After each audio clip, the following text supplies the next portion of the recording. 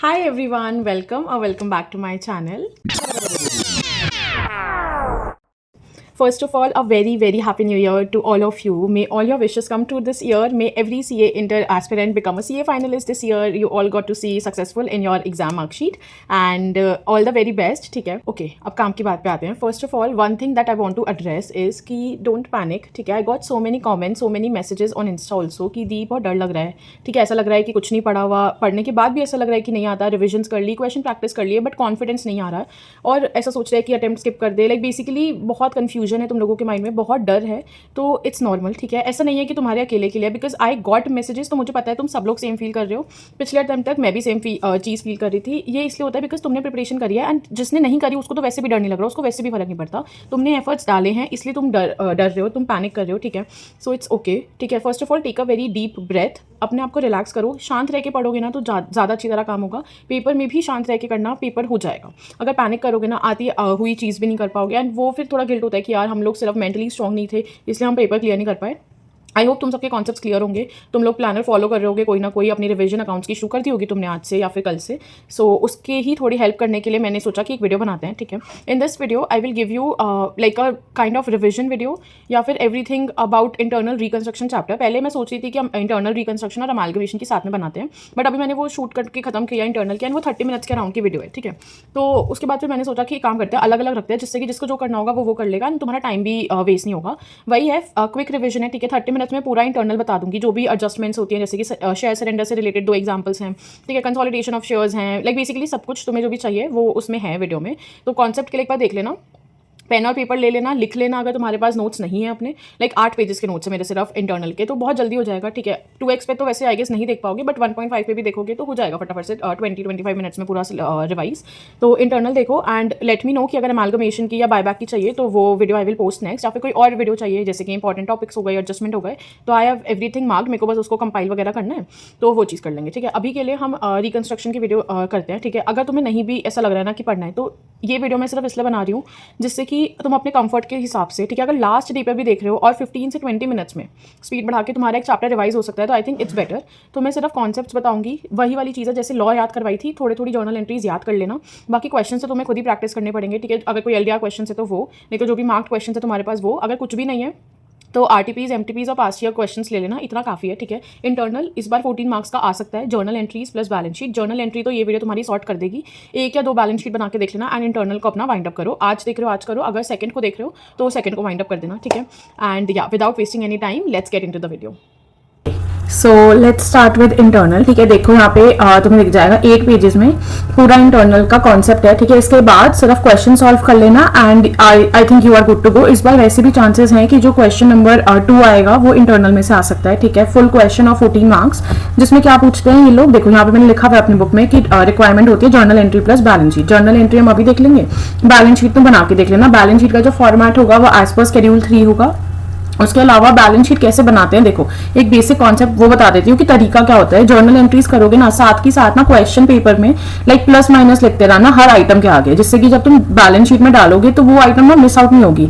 या दूसरी चीज तुम क्या कर सकते हो, 1 या 2 पेजेस छोड़ दिए जर्नल एंट्रीज के लिए, एंड उसके बाद बैलेंस शीट का लाइक फॉर्मेट बना लो, और जो जर्नल एंट्रीज डाल रहे हो ना कि एसेट बढ़ रहा है या लाइबिलिटी कम हो रही है या कुछ भी, वो साथ के साथ वहां पे भी करते रहो. ठीक है? लाइक बेसिकली साइमल्टेनियसली करोगे तो कोई आइटम मिस नहीं होगा और तुम्हारी बैलेंस शीट मैच हो जाएगी. ठीक है? ये तो हो गया तरीके की बात. अब ठीक है, फटाफट से शुरू करते हैं. देखो इंटरनल रिकंस्ट्रक्शन का क्या मतलब होता है कि जैसे कि बेसिक तो तुम्हें पता होगा, बट एक बार बता देती हूँ.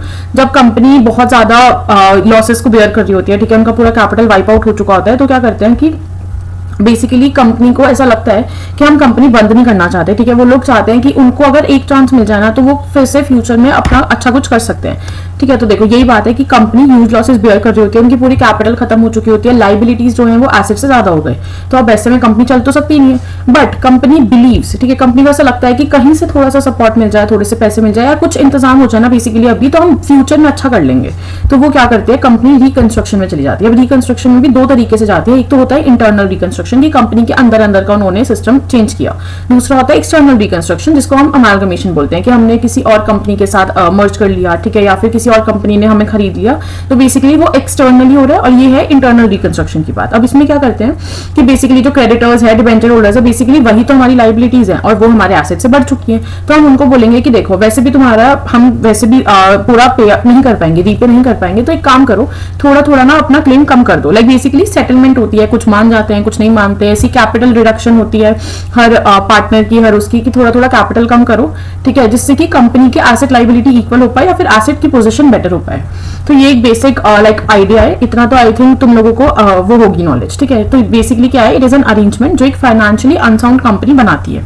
अब रिकंस्ट्रक्शन के प्रोसेस में हम क्या क्या रीऑर्गेनाइज करते हैं, सिर्फ 3 चीजें हैं, ठीक है। एक तो एसेट लाइबिलिटी से रिलेटेड, एक लॉसेस से रिलेटेड और एक कैपिटल से related. Revaluation of asset and liabilities, writing of losses, जो भी लॉसेस है उसको हमें अपनी बैलेंस शीट में से राइट ऑफ करना है, हटा देना है, ठीक है। एंड लास्ट है रिडक्शन ऑफ शेयर कैपिटल। ये आई थिंक क्वेश्चन कभी कभी 1-2 नंबर में एमसीक्यू वगैरह में पूछ लेते हैं वो लोग। फिर reconstruction can be internal as well as external. अब आते हैं कि ये तीनों चीजें होती कैसे। देखो 3 ही वो है ना, जो revaluation of asset and liability उससे रिलेटेड जर्नल एंट्रीज है, रिडक्शन ऑफ शेयर कैपिटल से रिलेटेड जर्नल एंट्रीज है, और अपना तीसरा जो राइटिंग ऑफ लॉसेज है उससे रिलेटेड जर्नल एंट्रीज है। छोटी मोटी चीजें और हैं और चैप्टर खत्म। सबसे पहले मुझे नहीं पता तुम लोगों को ये बात पता है या नहीं पता, एक तरीका बता रही हूँ। अगर एसेट बढ़ते हैं, ठीक है, तो डेबिट होता है, एसेट कम होते हैं तो क्रेडिट होता है, और लाइबिलिटीज का बिल्कुल ऑपोजिट होता है। एसेट जैसे एसेट बढ़ रहे हैं तो डेबिट हो रहा है, अगर लाइबिलिटीज बढ़ रही है तो क्रेडिट होगा।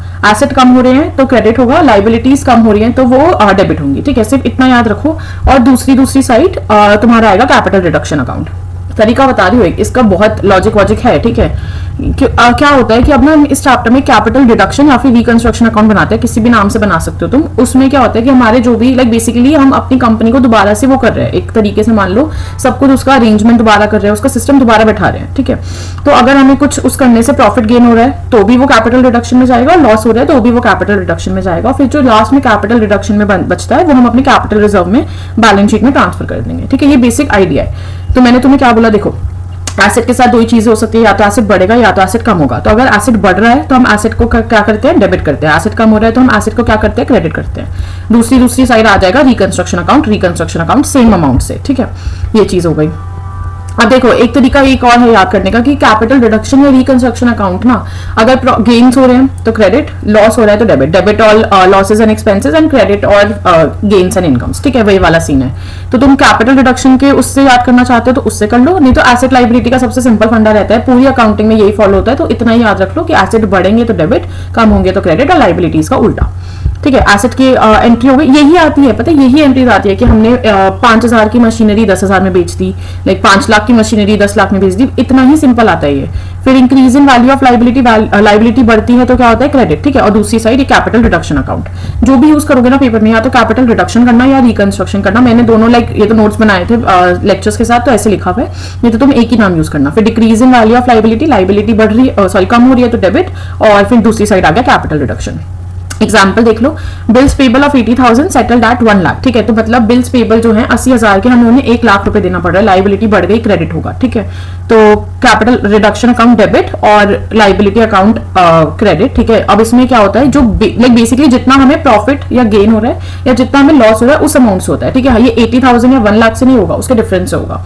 ऐसे यहाँ पे 1 लाख की लाइबिलिटी थी, 50,000 में सेटल हो गई, हमारे को फायदा हो गया, ठीक है। फायदा हो गया तो कैपिटल रिडक्शन क्रेडिट होगा, तो creditors account debit to CR account 50,000। Asset liability की बात खत्म हो गई। अब बात करेंगे कैपिटल की। क्या था दूसरा point, reduction of share capital. इसमें क्या होता है कि only paid up is reduce या both face value and paid up is reduce, 2 तरीके की रिडक्शन हो सकती है, ठीक है। एक तरीका होता है कि जैसे 10 रुपए का शेयर है तो हमने बोल दिया अपने उसको शेयर होल्डर्स को कि हम इस शेयर को 9 रुपए पे ले आएंगे, ठीक है। अब या फिर तो एक तरीका है कि हम अभी ऐसा मान लेंगे, जैसे हमने तुम्हें 10 रुपए दे रखे हैं, हम मान लेंगे तुमने हमें 9 ही रुपए दिए हैं और 1 रुपया फ्यूचर में तुम्हें देना है।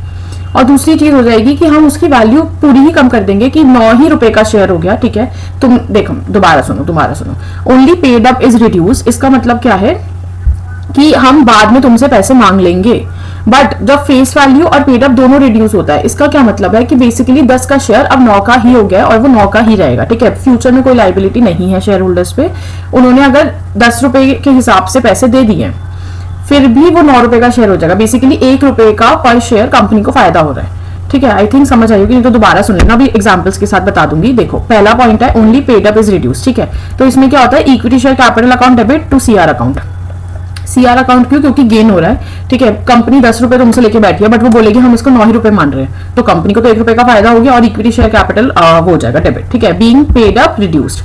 अब दूसरी क्या है, फेस वैल्यू और पेड अप दोनों रिड्यूस हो गई। फेस वैल्यू क्या होती है, 10 rupees is the face value of share. Paid up होती है कि हम कंपनी को कितना पैसा दे चुके हैं, कंपनी ने कितना पैसा कॉल किया है, ठीक है, तो वो मान लो 9 रुपीज। अब फेस वैल्यू और पेड अप दोनों रिड्यूस हो गए हैं, तो हम लोग उसके हिसाब से कर लेंगे कि अब जो शेयर है ना उसकी वैल्यू ही 8 रुपए हो गई है, ठीक है। कंपनी तुमसे फ्यूचर में कुछ नहीं मांगेगी, बट वो तुम्हारे 9 रुपए को 8 रुपए मान लेगी। तो ये हो गया equity share capital account debit, ठीक है, टू सीआर अकाउंट, और ये आ गई to equity share capital account new face value से। ये चीज याद रखना कि कौन सी अमाउंट कहां पे आएगा, बस इतनी ही एंट्री होती है, being paid up capital and face value reduced. और ये बहुत इंपॉर्टेंट एंट्री है, हर क्वेश्चन में इंटरनल के तुम्हें ये देखने को मिलेगी कि इक्विटी शेयर कैपिटल रिड्यूस हो गया, प्रेफरेंस शेयर कैपिटल रिड्यूस हो गया, इन दोनों में से कोई एंट्री होगी। इसको बाइफरकेट कैसे करना है, लाइक कब ये वाली लगेगी कब ये वाली लगेगी, वो एग्जांपल से देखो। प्रॉपर सब कुछ लिखा हुआ है, ठीक है, कोई टेंशन वाली बात नहीं है। देखो XYZ limited has 1 lakh equity shares of ₹10 each, ठीक है, तो इक्विटी शेयर कैपिटल कितने का हो गया, 10 लाख रुपए का इक्विटी शेयर कैपिटल हो गया। पहला केस बोल रहा है कि XYZ limited reduce the paid up capital by ₹3 पर शेयर। उन्होंने पेड अप कैपिटल को 3 रुपए से कम कर दिया, ठीक है। तो पहले तो एंट्री किस अमाउंट से होगी, जितना फायदा हो रहा है, ठीक है। 3 रुपए का फायदा हो रहा है 1 लाख शेयर्स पे, तो 3 lakh rupees equity share capital account debit to CR account 3 lakh. और देखो यहाँ पे क्या बोल रहा है, existing share holders are liable to pay the amount in future. Basically क्या हुआ है, देखो एक बार लास्ट बार सुन लो, ठीक है, I am not repeating everything. 10 रुपए तुमने दिए कंपनी को, ठीक है, कि जैसे मेरे पास मान लो एक ही शेयर है, अब तुम हो कंपनी, मैंने तुम्हें 10 रुपए दे दिए, बट अब तुम रिकंस्ट्रक्शन में जा रहे हो, तो तुमने बोला सब शेयर होल्डर्स को कि ये जो तुमने 10 रुपए दिए है ना, हम मानेंगे कि तुमने 7 ही रुपए दिए। क्यों? क्योंकि उन्हें पैसों की जरूरत है बेसिकली, ठीक है। तो फिर वो मेरे 10 रुपए को 7 रुपए मानेंगे, तो फिर बाद में मेरे को 3 रुपए और देने पड़ेंगे ना, कि भाई 10 रुपए का शेयर था, अब मैंने 7 ही रुपए दिया है, तो वो जो 3 रुपीज है पर share holders are liable to pay that amount in the future, ठीक है। तो अभी फायदा कितना हो रहा है कंपनी को, क्योंकि भाई 3 रुपए उन्हें एक्स्ट्रा मिलेंगे, तो उनको 3 लाख का फायदा हो रहा है equity share capital account debit to CR account. अब केस 2 क्या है, अब केस 2 बोल रहा है कि XYZ limited reduce the paid up capital ₹2.7 पर शेयर। अब बाय और 2 का ही डिफरेंस होता है, वो तुम्हें बताएंगे नहीं कि हमने सिर्फ इतना करा है, ये तुम्हें पहचानना पड़ेगा कि दोनों में से कौन सी एंट्री होगी। वो लोग देखो यहाँ पे तो उन्होंने साफ साफ लिख दिया कि पेड अप कैपिटल को उन्होंने 7 रुपए पर शेयर कर दिया, मतलब 3 रुपए से कम कर दिया, ठीक है। तो ओल्ड पूरी इक्विटी हटा दो ना, अब तुम्हारे शेयर का अमाउंट ही चेंज हो गया है, तुम्हारी फेस वैल्यू ही चेंज हो गई है, तो तुम्हें दोबारा एंट्री करनी पड़ती है। ऐसा मान लेते हैं कि पहले वाले कैपिटल को हटाना है और दूसरे इशू करने हैं, ठीक है। तो तुमने पहले शेयर्स को हटा दिया डेबिट करके 10 रुपीज से 10 लाख रुपीज, फिर दूसरी तुमने इशू करे 7 पे, एंड कितने का फायदा हो गया, 3 लाख रुपीज का। तो 10 लाख डेबिट, 7 लाख और 3 लाख को क्रेडिट कर दिया। अब यहाँ पे existing share holders are not liable to pay any amount in the future, उनको कोई लाइबिलिटी नहीं है कि कुछ भी पैसा एक्स्ट्रा देने की। क्यों? क्योंकि शेयर का फेस वैल्यू ही कम हो गई है। ये थोड़ा कॉन्सेप्ट है कॉम्प्लिकेटेड, ठीक है, बट मैंने कोशिश करी जितनी अच्छी तरह से मैं तुम्हें बता पाऊँ। एक बार लिखने की ट्राई करो। देखो अगर कहीं पे लिखा हुआ है, सिर्फ एक केस में ये वाली एंट्री डलती है, equity share capital to CR account, जब लिखा हुआ पेड अप कैपिटल और बाय, ठीक है, लिख लो एक बार, मैंने पता नहीं किसी और रजिस्टर में लिखा होगा। अगर पेड अप कैपिटल के साथ पेड अप लिखो, paid up capital dash by, तो ये वाली एंट्री डलेगी, ठीक है, only paid up is reduce. अगर लिखा हुआ है पेड अप कैपिटल उसके साथ 2 यूज हुआ है, तो ये बड़ी वाली एंट्री डलेगी। और अगर फेस वैल्यू लिखा हुआ है ना कि XYZ reduce the face value of share to या बाय, उन दोनों ही केसेस में भी ये बड़ी वाली एंट्री डलेगी। मतलब सिर्फ एक ही केस में ये वाली एंट्री डलती है जब पेड अप के साथ बाय है, क्योंकि जब यही लिखा हुआ है कि फेस वैल्यू चेंज हुई है, चाहे बाय हो चाहे 2 हो, तो हम फेस वैल्यू ही चेंज हुई है मानेंगे, ठीक है। बस पेड अप में थोड़ी कंफ्यूजन होती है, वो मैंने तुम्हें क्लियर बता दिया। अगर नहीं भी समझ आया हो तो एक बार दोबारा वीडियो सुनना, समझ में आ जाएगा। नेक्स्ट एंट्री क्या है, for contingent liability waived of. अब कंटिंजेंट लाइबिलिटी क्या होती है कि एक ऐसी लाइबिलिटी जो किसी फ्यूचर इवेंट पे डिपेंडेंट है, ठीक है। ये बुक्स में वैसे भी रिकॉर्डेड नहीं है, तो हम इसको सिर्फ फुटनोट्स में दिखाएंगे। आई गेस ये अभी सितंबर वाले अटेम्प्ट में आया था, एंड उसमें लाइक इसके मार्क्स होते हैं, वो तुम्हारी बैलेंस शीट पे नहीं आएगी, बट तुम नीचे लिखोगे ना प्रॉपर, तो उसका भी हाफ एक मार्क्स होता है, ठीक है। तो अगर कंटिंजेंट लाइबिलिटी वेव्ड ऑफ का क्वेश्चन आए तो उसमें कोई जर्नल एंट्री नहीं डलेगी, नो जर्नल एंट्री लिख देना, खाली मत छोड़कर आना। फॉर एग्जांपल अगर 4th पार्ट है तुम्हारा इंटरनल में, उसमें लिखा हुआ है contingent liability of 20,000 waived of, तो वहां पे लिखना कि नो जर्नल एंट्री, और फिर उसके नीचे वर्किंग नोट में एक्सप्लेनेशन देकर आना, ठीक है। अब कंटिंजेंट लाइबिलिटीज होती क्या क्या है, ये एग्जाम्पल है, वैसे तो और भी होती है। तो प्रेफरेंस शेयर कैपिटल, अगर क्यूमुलेटिव प्रेफरेंस शेयर्स है, ठीक है, तो कंटिंजेंट हो गई, नॉन क्यूमुलेटिव पे कंटिंजेंट लाइबिलिटी हो गई, तो इन सब पे, ठीक है। अब देखो यहाँ पे contingent liability waived off, no entry, पहले भी रिकॉर्डेड नहीं थी, वो वेव ऑफ हो गई, तो हम उसकी कोई एंट्री नहीं करेंगे। बट एंट्री कब करेंगे? जब कंटेंजेंट लाइबिलिटी को हमें पेमेंट करनी पड़ रही है, ठीक है। ये हमारा लॉस है, हमारा एक्सपेंस है। पहले जो लाइबिलिटी बुक्स में नहीं थी, हमें वो लाइबिलिटी लानी है, ठीक है। तो लॉस है, तो ये सीआर अकाउंट डेबिट होगा टू बैंक, क्योंकि पेमेंट कर दी ना, तो पैसा तो बैंक से ही जाएगा। ये लॉस या एक्सपेंस बढ़ गया, इसीलिए सीआर जो है वो डेबिट होगा। For example legal claims, bill discounted, preference share dividend, जो ऊपर बताया, क्यूमुलेटिव या फिर नॉन क्यूमुलेटिव दोनों पे होता है, ठीक है। एसेट लाइबिलिटी की बात हो गई, कैपिटल रिडक्शन की बात होगी। एग्जांपल्स देख लो, अच्छे एग्जांपल्स हैं फटाफट से, या फिर खुद देखोगे, चलो एक बार देख लो मेरे साथ। Creditors of book value 1 lakh agree to take over investment of book value 50,000 at 1 lakh, ठीक है। क्या बोल रहे हैं, देखो 1 लाख के क्रेडिटर्स हैं, वो क्या लेके जा रहे हैं, वो लेके जा रहे हैं इन्वेस्टमेंट ऑफ बुक वैल्यू, 50,000 की बुक वैल्यू की इन्वेस्टमेंट 1 लाख में, मतलब 50,000 की चीज 1 लाख के बदले में लेके जा रहे हैं। तो हमें कितने का फायदा हुआ? 50,000 का। एक एक करके एंट्रीज करना, ठीक है। क्रेडिटर्स खत्म हो रहे हैं, लाइबिलिटी खत्म हो रही है, डेबिट होगा 1 लाख से। इन्वेस्टमेंट एसेट भी खत्म हो रहा है, तो 50,000 से होगा, जिस साइड बैलेंस बचा उसको सीआर से कर दो 50,000, ठीक है। And rest of the creditors except equity shares in full settlement of ₹10 each, कितने के? 2 लाख के टोटल क्रेडिटर्स थे, 1 लाख का तो हमने सेटलमेंट कर दिया, रेस्ट ऑफ द शेयर्स कितने बचे? 1 लाख। 1 लाख क्या लेके जा रहे हैं? वो इक्विटी शेयर कैपिटल लेके जा रहे हैं इन फुल सेटलमेंट, ठीक है। यहाँ पे कोई फायदा नहीं हो रहा। 1 लाख की वो थे क्रेडिटर्स, वो 1 लाख के शेयर्स लेके जा रहे हैं। अब एक चीज और बताऊं, इसको बैलेंस शीट में कैसे दिखाओगे? देखो इक्विटी शेयर कैपिटल में तुम्हारा 1 लाख प्लस हो जाएगा, क्योंकि इक्विटी शेयर कैपिटल का इशू हो गया, ठीक है। क्रेडिटर्स में 2 लाख माइनस हो जाएंगे, इन्वेस्टमेंट में 50,000 माइनस हो जाएगी, और कैपिटल रिजर्व की एंड में करते हैं, सॉरी कैपिटल रिडक्शन की एंड में करते हैं जब कैपिटल रिजर्व में ट्रांसफर करते हैं। तो ऐसे प्लस माइनस करते रहना, अपने उसमें क्वेश्चन में कर लेना, कहीं पे भी कर लेना, जिससे मिस ना हो।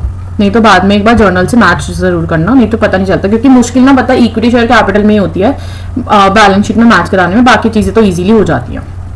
अब नेक्स्ट देखो क्या बोल रहे हैं, 12% debentures of 10 lakh agree to take over new debentures of 15%, ठीक है। पहली बात तो 12% डिबेंचर्स थे, उनको हटा के हम 15% डिबेंचर्स इशू करेंगे 10 लाख रुपए के, such that the amount of interest remains same as before, ठीक है। ऐसे क्वेश्चन आते हैं, तो इसमें क्या करना है, ये इन्होंने ना हमें प्रॉपर नहीं बताया कि हमें कितने डिबेंचर्स इशू करने हैं। इन्होंने इतना बोल दिया कि जो अभी इंटरेस्ट मिल रहा है ना, अभी देखो उन्हें कितना इंटरेस्ट मिल रहा होगा, 12% ऑफ 10 लाख रुपीज कितना हो गया, 1,20,000 रुपए का हमें उन्हें इंटरेस्ट देना है। तो कितने डिबेंचर्स इशू होंगे, देखो इतना इंटरेस्ट देना है, ठीक है।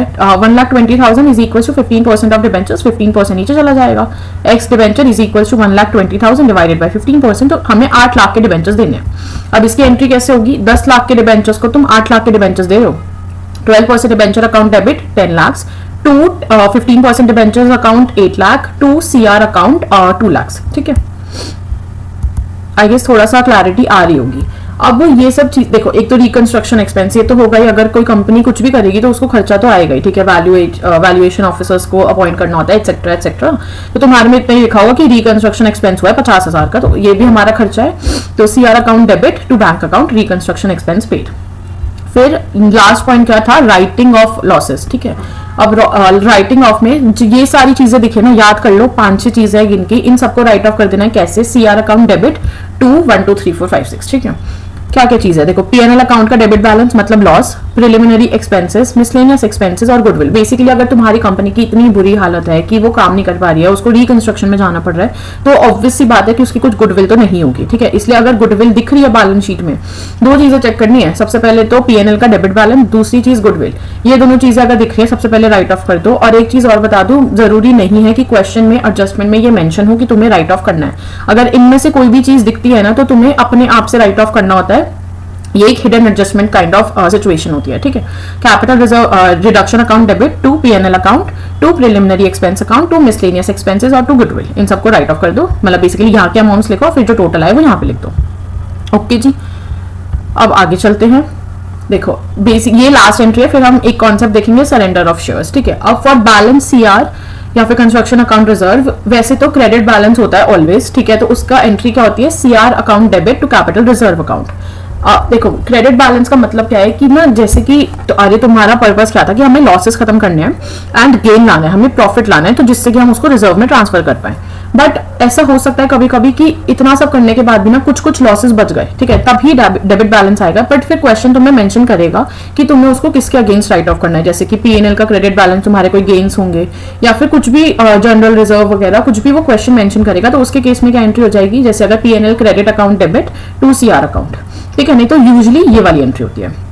अब इसमें भी ये वाली एंट्री भी तुम्हें कोई करने के लिए बोलेगा नहीं, ये तुम्हें खुद करनी होती है। क्वेश्चन की लास्ट एंट्री यही होती है, जब सब कुछ हो जाए तो सीआर का बैलेंस निकालना, डेबिट क्रेडिट जहां पे भी डिफरेंस है उसके हिसाब से तुम्हें एंट्री पास करनी है। रिकंस्ट्रक्शन अकाउंट तुम बना सकते हो, अगर तुम्हें ऐसे वो नहीं होता कि भाई डेबिट में क्रेडिट में क्या है तो तुम बैलेंस नहीं निकाल पाते, तो रिकंस्ट्रक्शन अकाउंट बनाओ डेबिट और क्रेडिट का, एंड जो भी बैलेंस है उसके हिसाब से तुम अपनी एंट्री पास कर दो।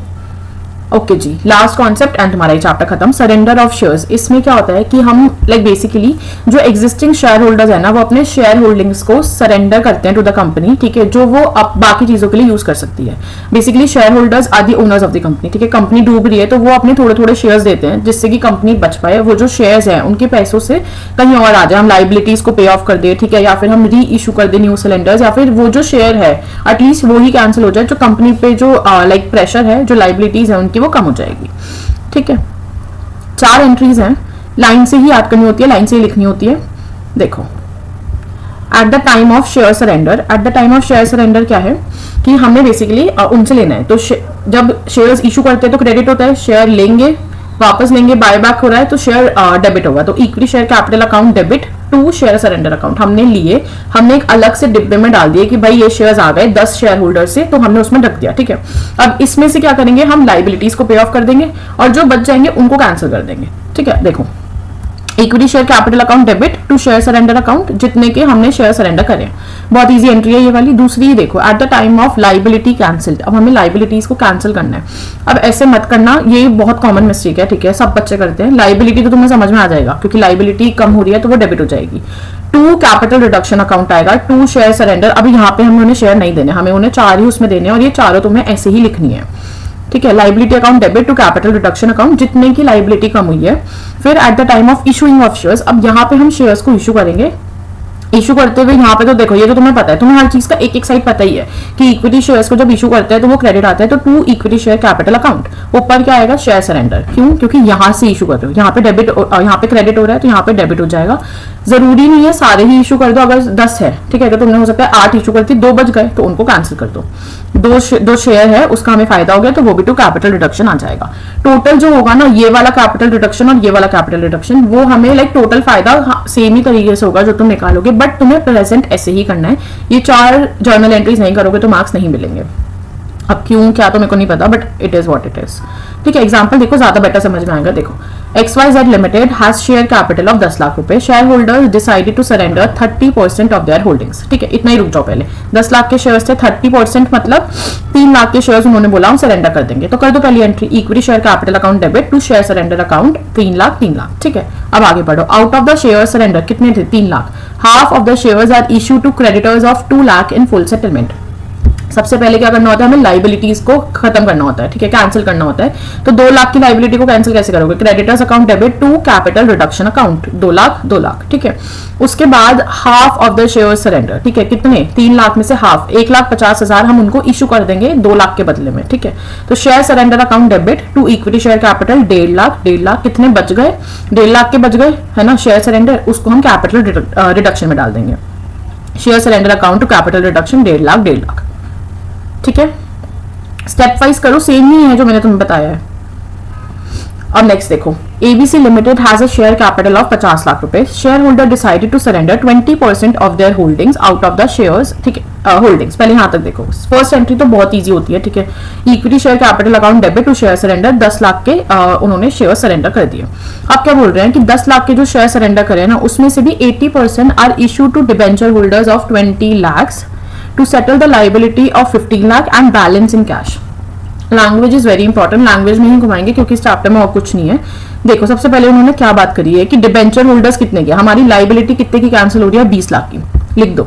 Debenture holder account debit 20 lakhs, ठीक है। उसके बाद to settle this liability of 15 lakhs, हम क्या करेंगे, हम 15 लाख की लाइबिलिटी के बदले में 8 लाख के शेयर्स दे रहे हैं, ठीक है। तो और बाकी अमाउंट कैश में दे रहे हैं। आप 15, 20 माइनस 15, 5 हो गया, तो पहले तो लिख दो कैश, ठीक है। और यहाँ पे आ गया CR 15 लाख, सॉरी 15 लाख, ठीक है। बेसिकली मैच करने के लिए ये वाला अमाउंट ना तुम ऐसे निकाल सकते हो मैच करने के लिए, अगर तुम्हें नहीं समझ में आ रहा। उसके बाद यहाँ पे देखो, मैंने ऊपर क्या बोला था, कितने के हम शेयर री इशू कर रहे हैं, शेयर सरेंडर में से 80% आर इशू, ठीक है। तो 10 लाख में से 8 लाख के shares, share surrender account debit to equity share capital 8 lakh, कितने बच गए, रिमेनिंग शेयर्स आर कैंसिल, तो share surrender account to CR account 2 lakh. समझ में आ गया होगा, नहीं आया तो एक बार ये दोनों एग्जांपल्स देख लेना, इसी टाइप के क्वेश्चन तुम्हें मिलेंगे अपने उसमें भी। ठीक है, अब लास्ट चीज देख लेते हैं, चेंज इन शेयर कैपिटल। सबसे पहले चेंज इन शेयर कैपिटल में sub division of shares, sub division मतलब 10 का शेयर 5-5 के कर दिए। ठीक है, नंबर ऑफ शेयर्स बढ़ा दिए और फेस वैल्यू कम कर दी। 10 के शेयर्स 5-5 के कर दिए तो फेस वैल्यू कम हो गई और नंबर ऑफ शेयर्स बढ़ जाएंगे। For example 1 lakh equity shares of 100 per share, the company decide to subdivide the shares at 10 rupees per share। Same entry होती है equity share capital account debit to equity share capital account, क्योंकि old face value के shares cancel हो रहे हैं, new face value के shares issue हो रहे हैं। कंसोलिडेशन ऑफ शेयर्स जो नीचे टॉपिक दिख रहा है उसमें भी सेम ही एंट्री है, equity share capital account debit to equity share capital account. ठीक है, बस तुम्हें ये लिखना जरूरी है इसमें, क्योंकि इसी से पता चलता है, क्योंकि यहाँ पे भी अमाउंट सेम ही आता है। ठीक है, कुछ चेंज नहीं होता। अब कंसोलिडेशन में नंबर ऑफ शेयर्स कम हो जाते हैं, फेस वैल्यू बढ़ जाती है। 10-10 के 2 शेयर मिला के एक 20 का शेयर कर दिया। ठीक है, देखो 10 lakh shares of 10 each consolidate for the shares of ₹100 per share, तो equity share capital account to equity share capital account 1 crore 1 crore. देख लेना, तो बहुत ही ईजी एंट्री है। ओन डिबेंचर्स, अब ये ओन डिबेंचर्स क्या है, देखो ये ना बहुत इंपॉर्टेंट है, मेरे को तो लगता है ये आएगी। एक तो ये और एक शेयर सरेंडर, ये ही थोड़ी ऐसी वो हो जाती है एडजस्टमेंट्स जो ना याद नहीं हो पाती है, इसका लॉजिक नहीं समझ में आता। तो देखो हमें इतना लिखा होगा कि देखो ये वाली चीज तो तुमने दी होगी बैलेंस शीट में। ठीक है, कैरिंग अमाउंट ऑफ इतना और नॉमिनल वैल्यू दी होगी, और उसमें लिखा होगा एडजस्टमेंट में कि हमने 80,000 के नॉमिनल वैल्यू के जो शेयर्स है वो बेच दिए। अब बाकी तुम्हें जर्नल एंट्रीज पास करनी है। सबसे पहले क्या करो, ये चीज निकाल लो। अब ये चीज कैसे निकालोगे, देखो अगर 2 लाख के शेयर्स की नॉमिनल वैल्यू इतनी है तो 80,000 की कितनी होगी। ठीक है, इतनी होगी। कैसे निकाला ही मैंने, आता है ना इतना, तो बेसिक मैथ्स ही है। अमाउंट निकल जाएगा तुम्हारा 80,000 नॉमिनल वैल्यू का। रिमेनिंग जो बचा, देखो कितना बचेगा, नॉमिनल वैल्यू ये 2 लाख में से तुमने 80,000 हटा दी तो 1,20,000 बचा, और इसमें से तुमने ये माइनस कर दिया तो ये बचा। अब इसकी एंट्रीज कैसे पास होंगी, 12% डिबेंचर्स डेबिट हो जाएंगे 1,20,000 से टू ओन डिबेंचर्स कितने के थे, ये रहे 115। कैरिंग अमाउंट से ही होगा जो भी चीज होगी, क्योंकि हमारी बुक्स में तो यही वैल्यू दिख रही थी ना जो कम हो रही है। और कितने का फायदा हो जाएगा, 4800 का।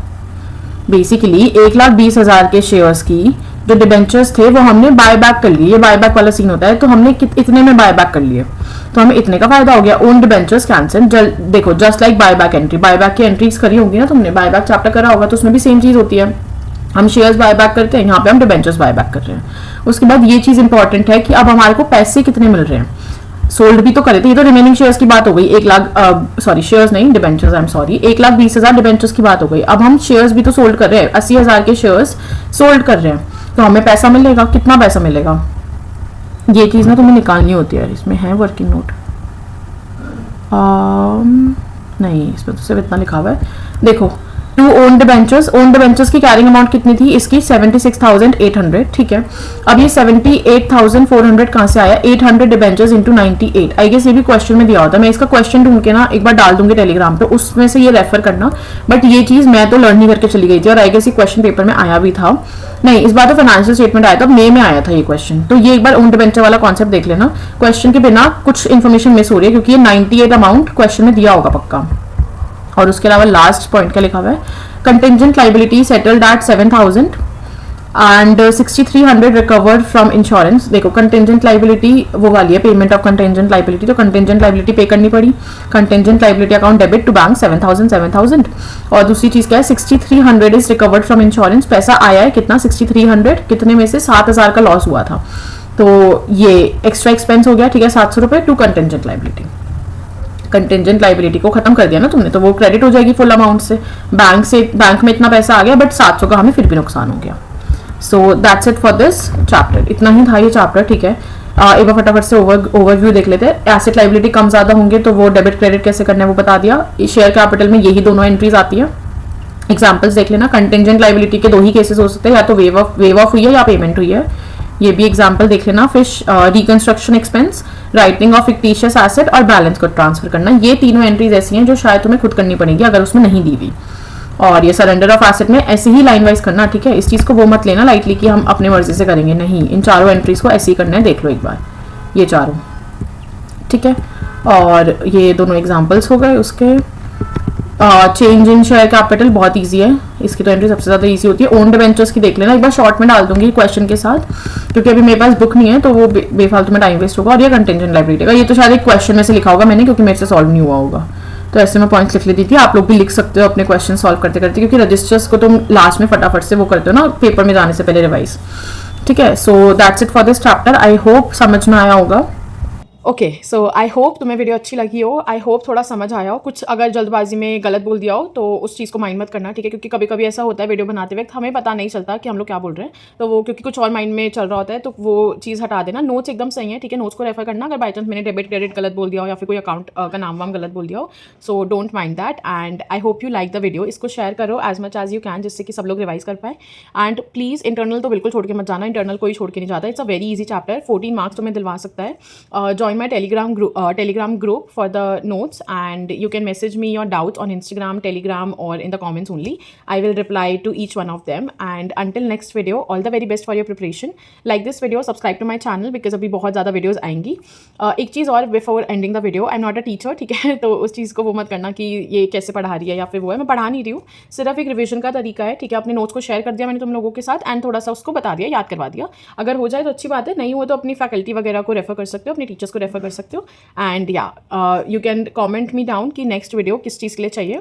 4-5 दिन में पेपर्स हैं, तो अब बिल्कुल टाइम वेस्ट मत करना, ठीक है। Just give your 12 to 15 hours of a day to this and you will be successful. So yeah, all the very best and I will see you in the next video.